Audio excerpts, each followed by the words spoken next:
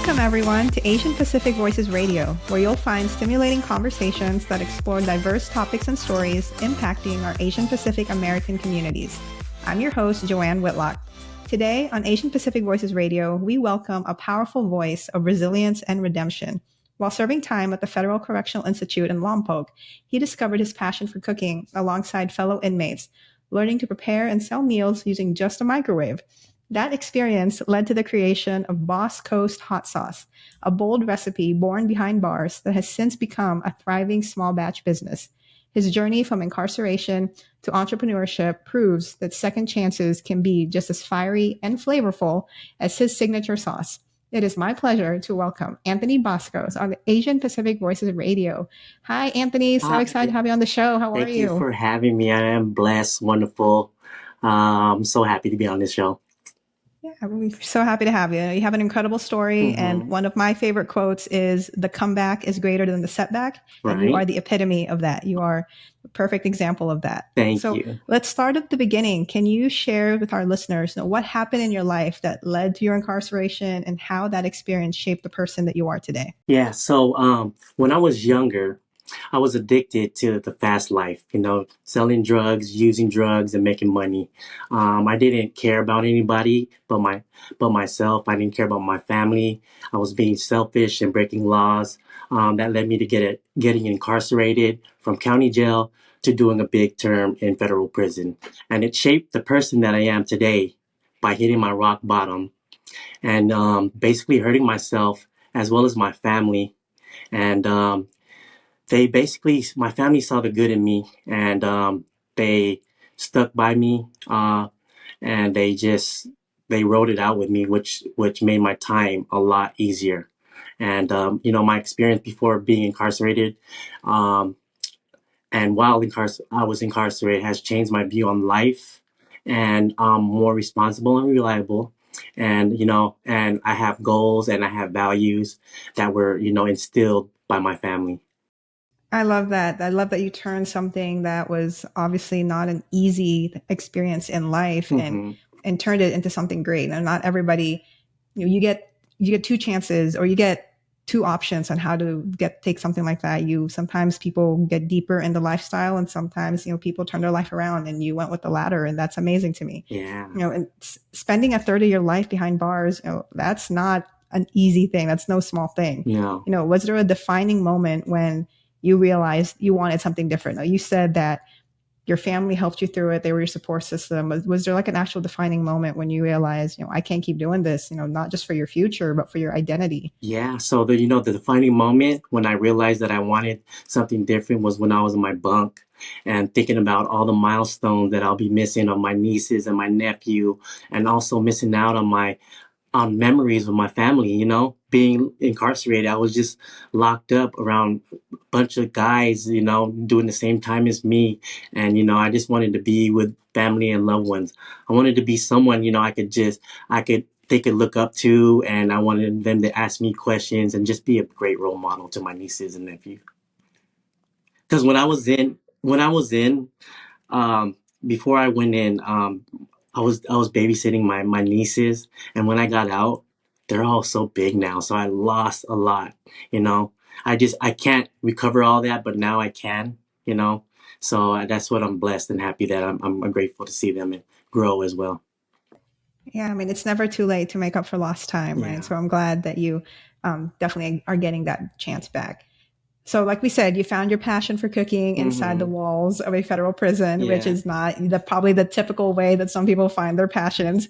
So what was it how did that happen? What was it that sparked something deeper in you for cooking? Well, cooking food sparked something in me that gave me a purpose and kept me busy. It also kept my mindset on staying focused and determined while I was incarcerated. Having people wanting my sauce showed me that I had a great product. I had a whole line of inmates buying my sauce. So I was like, you know what? I have something going on. Why not just write it down, come out with it, and just have everybody out there intrigued as well. Because you don't got to go to prison to try my sauce. That's just what I tell everybody. I did the time for you already. You don't got to go. But the main thing is that, people loved it, and I seen it, and seeing that allowed me seeing that allowed me see the vision for my future. That's great. Yeah. So Bosco's hot sauce, Mm-hmm. that was an idea behind bar. So Mm-hmm. tell me how it actually, we all have great ideas. We all come up with these business models and all that, but then sometimes we never actually follow through. You obviously clearly did, and now you have this legitimate business. So how did it go from just this kind of underground idea, underground favorite, to a legitimate business after your release? Like, how did that look like? So, while I was out, I got with my cousin and I told him that, I had a chili oil that I had inmates lining up in front of my cell, right? And then they wanted to buy hot sauce. I was making it in a peanut butter jar. I was collecting peanut butter jars from the trash can because everybody loved peanut butter because they wanted their protein. And that was the main, like that, some salmon, whatever, mackerels, but peanut butter was the main source of protein that they would always eat with their own meal, because we love to work out in there. And, my cousin believed in me and my product. And, starting out with small batches, for my family and friends, now I'm in like farmer markets and local stores. But so did it start just kind of, like in the back of your car when you got out? Like how did it actually, start selling? Like where did it, who Oh, so started your no, I logo? was. Who made your logo? Things like that. Oh, okay. Basically, how it all like I was just I wasn't selling it. I was more making it for my family and friends, and they're like, "Oh, this is good," And plus, I knew it was good if I had inmates lining up for it. So I was like, I got with my cousin. I was like, "Let's go get an LLC. Let's go get it all FDA approved. Let's get it all licensed." It took me about a year and a half to do all this stuff. Um, and then the logo wise, Bosco is BOSSCOST. My last name is like Tabasco sauce. So it's like Tabasco sauce. But I just changed it up, and I had like a little thing saying that you gotta be a boss to live by the coast, and my last name sounds like Tabasco, so I just moved it on to Boss Coast. Yeah, I love that creativity. That's yeah. great. And again, it's amazing that you have such a supportive family and just a Hmm. support system because, who knows how far this could have even gone without your cousin. Oh yeah. It seemed like your family was really like your big support system, Oh which you're yes. so fortunate to have. Yes. So your whole story is just one of resilience, but it's also about one of mentorship, really. So what did the community inside the prison teach you about creativity, trust, survival? What are some lessons, that you learned from time incarcerated? Basically it taught me the little things that I had in prison that I could make the best of it. Not just preparing sauces, but knowing that being strong and dedicated to stay focused until my release date, and when I could continue my passion for making the sauce. Yeah, it sounds like it probably instilled some self-discipline in you because, you got that sauce and then you Mm-hmm. kind of had the goal to, and that's probably what kept you motivated in there. Some people need hope. Mm-hmm. Hope is a strong thing. So that's awesome. Fellow Filipino, we love to eat. That is kind of all we do. Mm-hmm. That's all my family does. We eat and eat. And food is often tied to, memory and emotion. There's some certain dishes that every time I eat it, it, brings me back to a memory with my mom or with my family or time back in the Philippines. So, when you're creating a new hot sauce or flavor, or when you're kind of, messing around with your sauces, are there certain moments or feelings or memories that you're trying that comes up or you're trying to capture? Like, what do Oh. you feel like when you're making your sauce? Are you like imagining, just a family gathering and everybody Mm. just kind of loving your sauce? Well, you know what? When I'm making my chili, it reminds me of how far I came from using a microwave, of having my own kitchen now. And I feel hopeful, blessed, creative, excited, and I also have a sense of pride, you know. And hot sauce for me back like when I was little, we ate hot sauce, but I mean our thing was more like fish sauce, bagoong, and all that stuff. So when I was in federal prison, hot sauce in there was like, we need hot sauce, we need hot sauce. So I was like, you know what, let me fry up my own stuff, and let's see if people like it. Because every like we would go to the chow hall, right, and we would all sit together, and everybody would bring their own sauce, and like they would collect their own like these medicine bottles that people would throw away, and they would mix it up with sriracha, mayonnaise, and all that stuff. So I was like, you know what? Let me create my own stuff. I had some people that worked in the kitchen, and I was like, let me buy some chili flakes. And so from there, I had chili flakes and oil, and I was basically frying chili oil in the microwave. And so, you know what? Some of the guards didn't like it because chili oil turned into like mace. Oh yeah. Yeah. So, Yeah, I didn't. eventually later on they got to it and they took all the micros away. But luckily I had a good boss in there that I was using his microwave when I was going to work. So So why hot sauce? Like why is it just hot sauce? Like did you think of making something maybe like similar to ketchup or similar to soy sauce, like something that's not spicy? So why hot sauce? Was that like what inmates were wanting, or yeah, is that what the yeah, demand was for? yeah, the man was like the best hot sauce because all the food is bland in there, right? So they want something like to spice it up. So I had something that would spice their life up, and they loved it. And I should have bought like bagoong with, I you know, should have introduced bagoong to the inmates. That would have right? been I pretty wish funny. it would have been. Well, actually, I don't know if they'll like because the smell. They'll be like, "Oh, it stinks," but it tastes good, right? Oh, I love I it. I love love it. it I with my love it. mango. Yeah, I can eat it with just rice too. So yeah. it's definitely the Filipino in me. Mm, Um, so you may not realize this, but you're not just selling sauce because of your story. The sauce is like a metaphor for you reshaping narratives and second chances. So that sauce that you sell and your brand is kind of like a symbol for, second chances and redemption. So to you, what does redemption mean to you now? And how does that show up in your life? So redemption means to me is to be forgiven, right? And knowing that I'm an underdog. And people don't believe that someone who came out of prison can change. Well, I'm a prime example of that. I want to show the world that you should believe in second chances, reclaiming my life and becoming the best version of myself.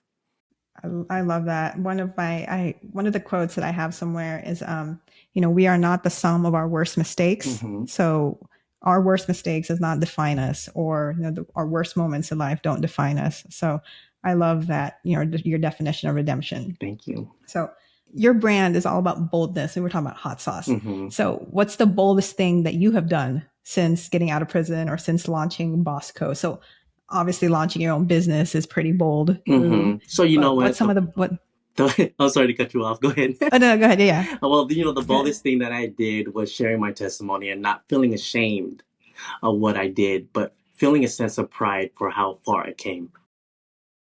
You know, because my mom was always like, when I was gone, right? She would tell my family, like her auntie, her cousins, are like, oh, he's on vacation, but I was really incarcerated because she felt ashamed, and I felt so bad, and I really hurt for her to even lie like that. But I felt ashamed as well.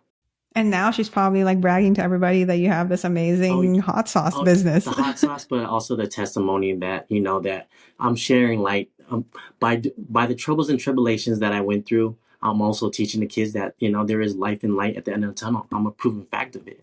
If I could do it, you could do it. I tell kids, or not even kids, even adults, if you hang out with 9 broke people, you're going to be the 10th, right? No, it's just what it Yes, is, right? it's So just true. surround yourself with positive people.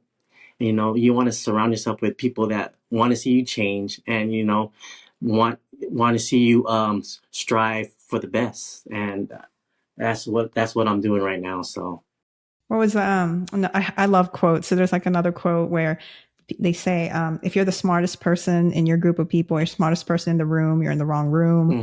hmm So you definitely want to surround yourself with people that elevate you and, yes, aren't the ones that elevate. I bring you like down. that. Elevate. So Yes.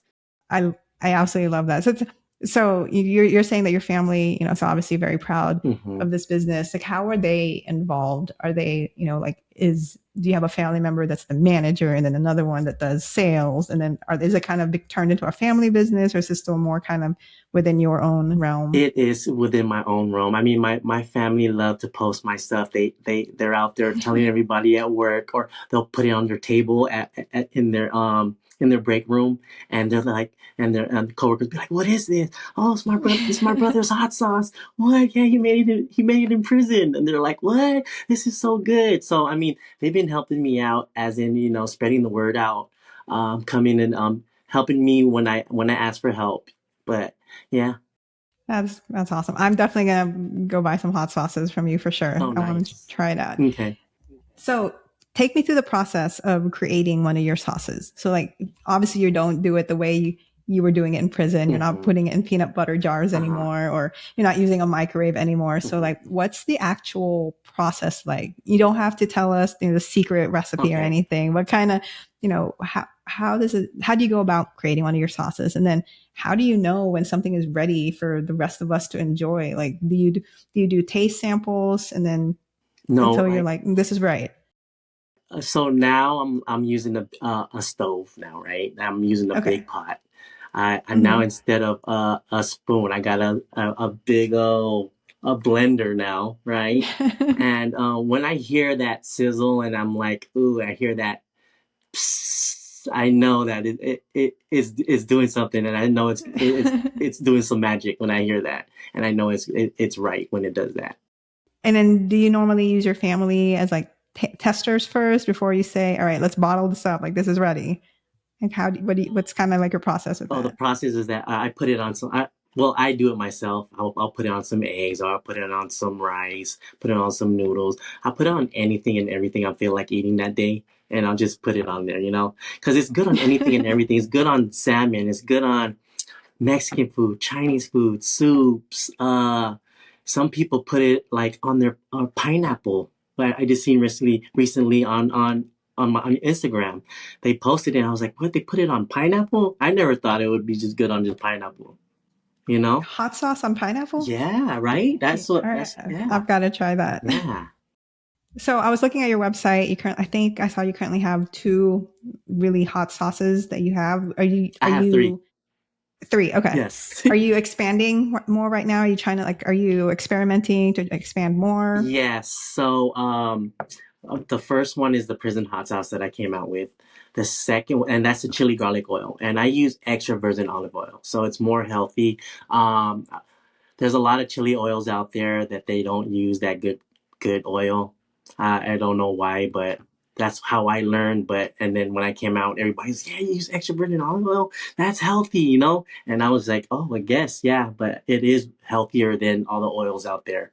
And my second one is a Baja Cali matcha, and the matcha has cranberry, mango, and different kind of nuts and different kind of chilies. It's more the sweeter side of chili oil, but that's good on anything and everything as well. And then my third one I came out with is called the spicy Boss jam. So I make fresh jam with strawberries, and it has a little kick to it at the end as well. And it's good on like charcuterie. It's good on Oh. pancakes, waffles. Some, you know what? Some people put it on their In-N-Out burger, fried chicken. Yeah, and they also put it on the rim of the cup like a michelada, and then dip it on Okay. tahine. Yeah, which was I never thought about that as well. And when they did that, I was like amazed. So, Yeah, that jam, I'm definitely gonna try that. oh yeah, I love a good charcuterie board. yeah, So with my cheese and crackers, I'll definitely be testing that out. yeah. No, what's your vision for Boss Coast? And its impact. Like, are you hoping to, inspire other people who have been incarcerated to Hmm. kind of tap into their own Oh potential? yes. Like, kind of, what's your long term vision Okay. for Boss Coast? So my vision for my hot sauce is to be basically a household name, right? Hmm. And helping people that went through or going through the same trials and tribulations, just like I said, that I went through, giving them hope and light, and that we can all change for the better, right? And hoping that people see it as a positive and not a negative. I mean, I would love to see Boss Coast right next to Sriracha, Oh, right next it's to, gonna be there. yeah, It is gonna be that's, there. Yes. I can't wait Hmm. for sure.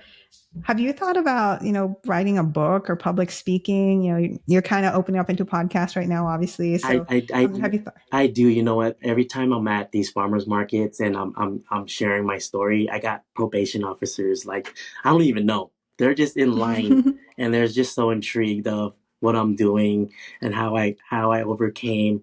And they're like so amazed. And they're like, here's my number. Can you call me? I want you to speak in the jails, right? I just got off probation probably like I was supposed to get off probation 2026. And I've been doing so good that um, I got off sooner than I was supposed to by good behavior, by doing the things that I need to do to get done.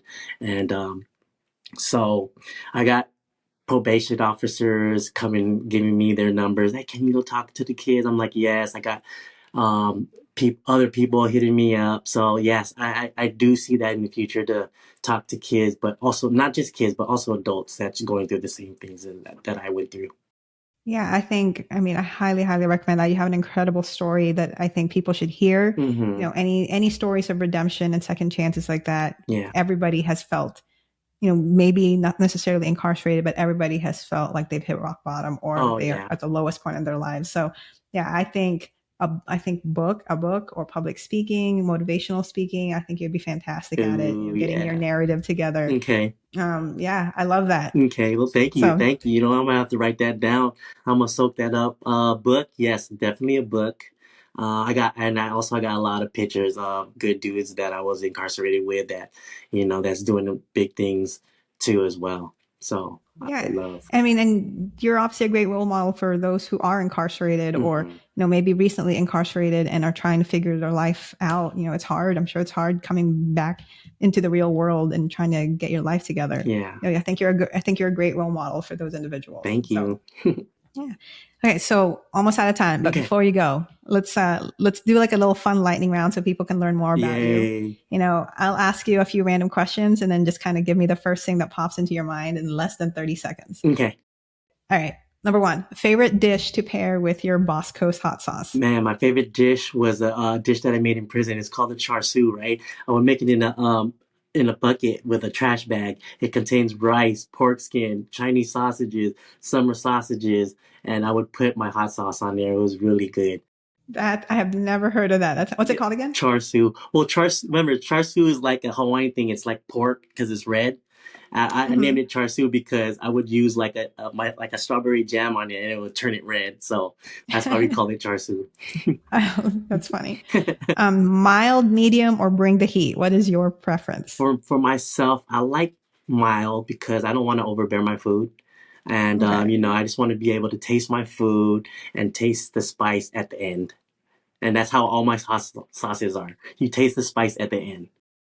Good, because I don't like sweating when I eat. Like when things start sweating, my Hmm. nose starts sweating when Yeah. things are too hot. So yeah, I'm definitely a mild person too. Okay, Yeah. dream person that you would love to cook for. Who would be your role model? Ideal. It could be somebody in history. My dream person that I want to cook for. And this was someone that was cooking for me from since I was little, which is my Lola Candy, my grandma. And she's gone to a Oh, better place, but I would love for her to try some of my food that I can cook with my hot sauce. And so she could be like, "Dang, this is some good stuff, huh?" And so that's she one is that's definitely looking that's down. that's one of my dream persons. A lot of people got superstars, but I say my Lola Candy. That's awesome. She's definitely looking down. So Mhm. proud. One ingredient that you can't live without. I say garlic. But if Gar- rice was yes. the ingredient, I need rice wherever I go. Like if I go to a restaurant, right, and I'm going to a restaurant and they don't have rice, I'll bring my own rice in a sandwich bag. I cannot. So my friends make fun of me because I normally have like gallons of rice Uh-huh. at the house, and then Yes. like my rice cooker is, insane. But Hmm. yeah, no, I can't live without I rice and can. garlic. And garlic. Garlic. Yeah. Everything tastes better when you have garlic kind of sizzling in the background. Like it's Right. perfect. Yes. Um, Final question: if your hot sauce had a theme song, Hmm. what would it be? So my hot sauce is going to have a theme song, but you guys Oh, have to, sweet. yeah, but you guys are gonna have to tune in. Follow me on Okay. Instagram. right? I follow you already. Yeah, Yes. and I'm gonna release the drop date on there as well. So just follow me on Boss Coast LLC. I'm going to have one of the dopest intro theme song for my hot sauce. I want to say it. I want to sing it to you guys, but not yet, not yet, not yet. So just stay tuned. Okay, so listen to that, listeners. Stay tuned for that. Anthony, can you tell the listeners again where they can learn more about your sauce? You said Boss Coast LLC, kind of what your website and Yes. Instagram is. Okay, so my Instagram is Bosco's LLC, Bosscoast LLC. You could also go online, right, and buy my hot sauce, www.boscos.com. I'm also in several stores in San Diego. I'm in Cujo Eats. Shout out to them. I'm in Changdong in National City. I'm at the Fiesta Street Market every Wednesday from 3 to 8. And that's in Bonita. I'm in PB Poke House. So if you guys like poke, go over there, some fresh fish. It's at Pacific Beach in San Diego. I'm in Halo Halo Cafe in East Lake. They got the best halo halo. Also, they got Filipino food that is so amazing. I'm at the Micro Center. They got functional mushrooms that like Lion's Made, turkey tail that's really good for you. It's called Micro Center. I'm at another farmers market at every Tuesday from 4 to 8. And I'm also at a place called Dame Mas, and it's a half coffee shop, half beauty salon. So you can get your hair done and all that stuff and drink some coffee. Also have my jam mixed with all their bread and all that stuff as well. All right, next time I'm in San Diego. I think I'm going to be there this weekend. I'm definitely going to hit you up. Where are you from? Area? I'm in East LA. So like east of LA. Sorry. Oh, really? So, but nice. I just went to a Laker game last week, my first Laker game. Oh man, it was popping. Have you been? I have. Yeah, okay. I've definitely, for sure. Okay. Well, thanks so much, Anthony. And we're fortunate we're out of time, but I'm so glad to have you on the show. So listeners, ACMA wants to hear from you. I hope you've enjoyed the show and listening to, Anthony's story of redemption and second chances. If you have any suggestions for future guests or topics, please feel free to reach out. Don't forget to subscribe on your favorite podcast platform and follow us on Facebook, X, Instagram, and YouTube for more inspiring conversations. Asian Pacific Voices Radio is produced by Asian Culture and Media Alliance, or ACMA, a nonprofit dedicated to empowering the Asian Pacific Islander communities with a voice for media arts. If you'd like to learn more about ACMA or support our program, please visit our website at acmasocal.org. Once again, I'm Joanne Whitlock. Please join us next week for another exciting and thought-provoking episode of Asian Pacific Voices Radio. Have a good day, everybody. Bye, guys.